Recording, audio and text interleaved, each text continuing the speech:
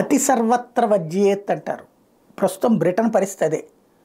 అతి ప్రజాస్వామ్యం, అతి ఆలోచన ధోరణి, అతి మానవత్వం, అతి హక్కుల కల్పన. ఈ కారణంగా ఇప్పటికే ఆర్థిక సంక్షోభంలో కూరుకుపోయింది. అదే సందర్భంలో అక్కడ ఉన్నటువంటి శరణార్థులని మేపడం సరిపోతోంది. పని పాట చేయకుండా కూర్చుని తింటున్న వాళ్ళ సంఖ్య పెరిగిపోయింది. కష్టపడుతున్న వాళ్ళు దానికి భారాలు భరించాల్సి వస్తుంది.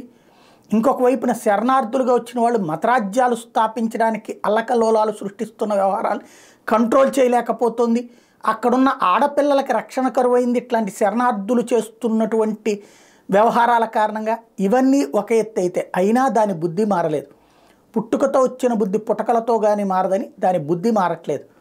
తాజాగా ఇజ్రాయెల్ అనేటువంటి దేశం మీద తీవ్రవాదులైనటువంటి హమాస్ దాడి చేస్తే దాన్ని తిప్పికొడుతూ ఇజ్రాయెల్ దాడులు చేస్తుంటే దాన్ని నిరోధించడం కోసం ప్రయత్నిస్తున్నటువంటి అమెరికా, బ్రిటన్ల మాట వినకుండా యుద్ధం కొనసాగిస్తున్నందుకు గాను ఇజ్రాయెల్ మీద ఆంక్షలు పెడుతున్నట్టు బ్రిటన్ ప్రకటించింది. ఓ పక్కన హమాస్ తీవ్రవాదుల దాడుల కారణంగా బలవుతున్నటువంటి ఇజ్రాయెల్ మీదకి దాడులు చేస్తుంటే ఇజ్రాయెల్ని దెబ్బతీయడం కోసం అని చెప్పి ప్రపంచ దేశాల వాణిజ్య నౌకల మీదనే దాడి చేస్తున్న హౌతీ తీవ్రవాదులు ఎవరి పక్షాన ఉన్నారు? హమాస్ తీవ్రవాదుల పక్షాన.